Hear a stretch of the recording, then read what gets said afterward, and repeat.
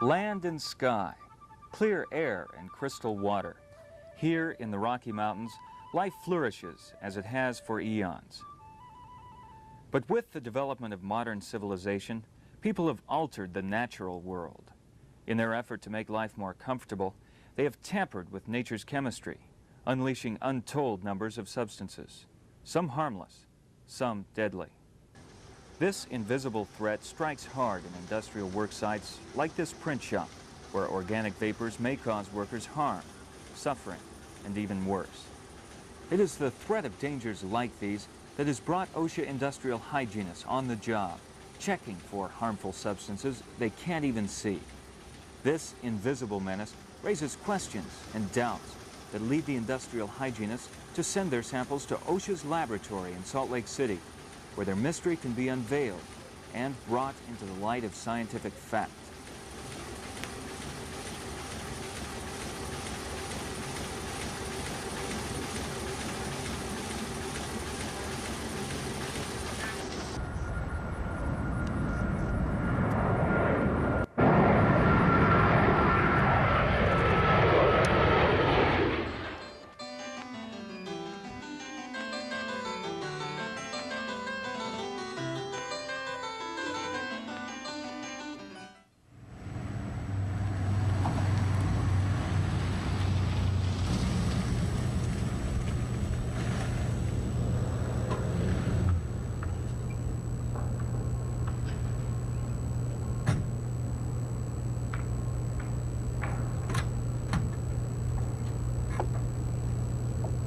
Every day of the week, hundreds of samples arrive here at the lab. To make sure none of them are confused, they are all carefully checked and logged. Chemist David Elskamp explains this procedure. Okay, all of our samples, the seals are supposed to be in such a condition that we can see if that nobody can open that or contaminate the samples without breaking the seal. And then they check the paperwork from the industrial hygienist. And so they will check the sample number, the field number for the industrial hygienist, and check it against the paperwork. And then our secretaries will give it a lab number, and also put right on the paper here our lab number. And so then we have two numbers to go by, and they should be checked throughout the procedure, chemical analysis. After the samples are checked and logged, they are locked up until a chemist is ready to come and test them. Samples, like ones from the print shop, will go along with other organic solvents to the gas chromatography lab. Here, the laboratory analysis works on the principle that different organic substances will vaporize at different rates.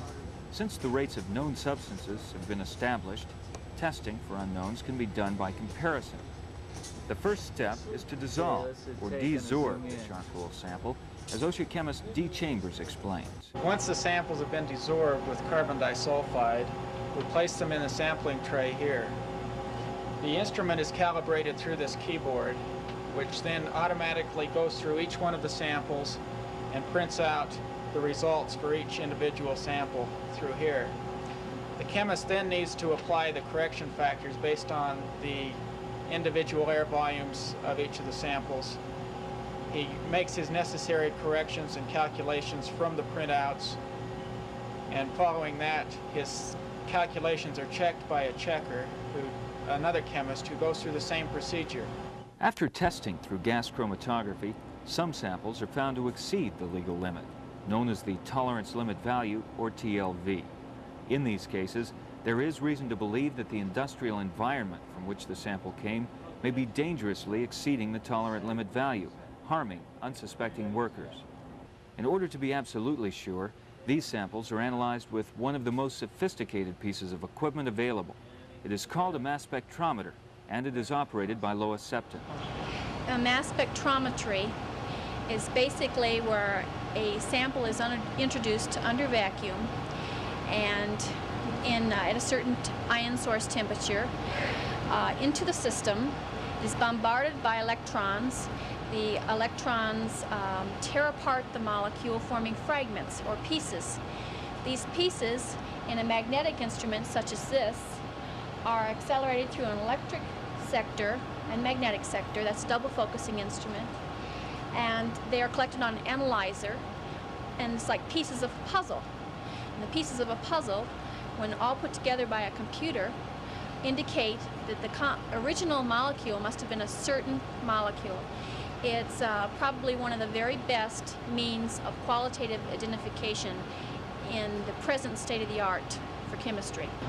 Oh, occasionally in the mass spectrometry room we'll get a sample that's rush from somewhere in the country where several people have become very sick and they have no idea what it is, and they've got to know immediately to stop the exposure. And we're able to identify it, and then they're able to go back and prevent further exposure, and that is gratifying. Gas chromatography and the mass spectrometry that depends on it are superb analytical techniques, but there is a problem. Their usefulness is limited to substances of low molecular weights. That is, substances made up of smaller, lighter molecules that can vaporize easily. This in itself would not be so bad, but many pesticides and carcinogens that are found in workplaces are made up of large, high molecular weight particles that do not work well with the gas chromatography technique. For this reason, the lab has pioneered in the use of liquid chromatography. It is a close cousin to gas chromatography, but because the samples need not be vaporized, it can test substances of higher molecular weights that would not work well with gas chromatography.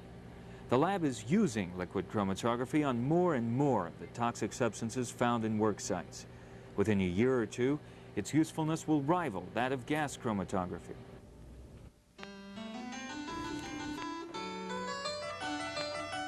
This is not a scene from an interplanetary adventure. Rather, it is the microscopic world of asbestos fibers.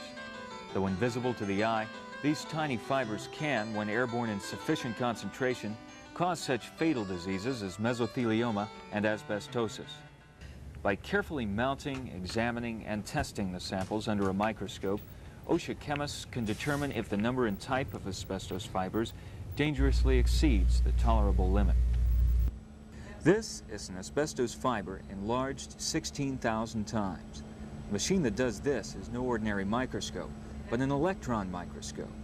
Used in conjunction with optical instruments, it can help determine if there is any noxious asbestos in the sampled environment by magnifying fibers up to hundreds of thousands of times their size. It can perform other analyses at the hands of a capable operator, such as Daryl Peterson. Well, it has 2 or 3 main functions. We're able to look at the morphology of the fibers, which helps us in identification. We can also create patterns called selected area diffraction patterns, which is specific for the particular crystalline structure. And we can also do X-ray dispersive analysis, which tells us what elements are present in these structures. Since its inception, the lab has been growing steadily year by year. More samples to test, new chemicals to analyze, undiscovered procedures to be developed. The lab is continually moving ahead.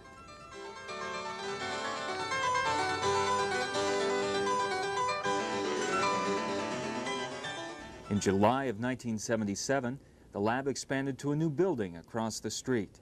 This building houses the inorganic section of the lab, which concentrates on analyzing toxic metals and silica. Jerry Septa is the lead chemist in this section of the lab. He explains how field samples are tested for the presence of toxic metals by a process known as atomic absorption analysis. Whatever the form the metal is in is solubilized, put into solution. We dilute the solution to a known volume, and then we run them by instrumentation such as these atomic absorption instruments, and calculate how much metal is present in the sample and convert it to the compound that the industrial hygienist requests. These compounds are aspirated into a burner, and the element of interest is determined in the flame from its absorption characteristics, and there is this absorption is measured on a suitable detector like a full multiplier tube, and that's how we get the results. While the atomic absorption method of toxic metal analysis is both accurate and reliable, right down the hall they're developing a new procedure which promises to have distinct advantages. It is called argon plasma analysis, and whereas the chemist using atomic absorption must look for the presence of each element one at a time, argon plasma analysis has the potential to detect as many as 50 metals at once. This new method promises to be another useful tool in the lab's effort to meet the challenge of analyzing ever-increasing numbers of samples. On some types of substances, we sort of have an idea of what the effects are. And personally, when I find some high exposures, and I know what effect this element or compound or whatever it can have on the employee in the work environment and what it's doing to his health, I feel good about being able to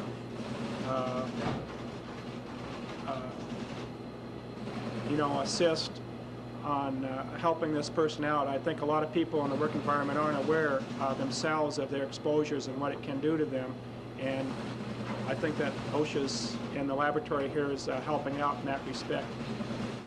Though invisible to the eye, airborne silica dust can be harmful or fatal to the body. In the lab's analysis of silica dust, X-rays are the key, as chemist Ray Abel explained. Okay.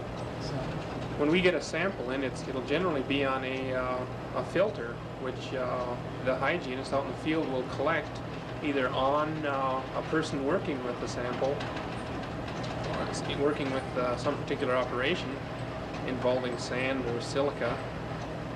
He sends that sample on the filter into us, and then we have to get the sample away from the filter. And we do that by dissolving the filter away from the sample with an organic solvent. Then we take the sample and place it on a silver membrane. Once it's on, we have to analyze it on the silver membrane. Once it's on that silver membrane, we put it in our X-ray instrument here and scan over a wavelength region called a 2 theta region, where we would expect quartz or cristobalite to appear. And we can quantitate by using pure quartz or cristobalite standards, and therefore give a fairly accurate, a quantitative estimate of what or how much silica is in that particular sample. In each case, no matter what the substance or the method of analysis, the results are checked and rechecked. Only then is a report returned to the industrial hygienist. The OSHA laboratory is working hard to protect America's workers from exposure to harmful substances that they may breathe but can't even see. Yet, for the lab, the challenge remains. A highly technological society like ours is unleashing new chemicals all the time. It is not enough to be able to analyze for these chemicals. The lab must also develop accurate sampling procedures and practical means of collecting the samples. Only then is analysis truly meaningful and helpful to workers on the job. In short, the task goes on.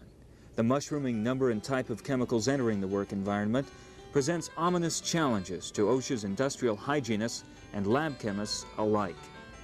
It is, in fact, all they can do to meet that challenge.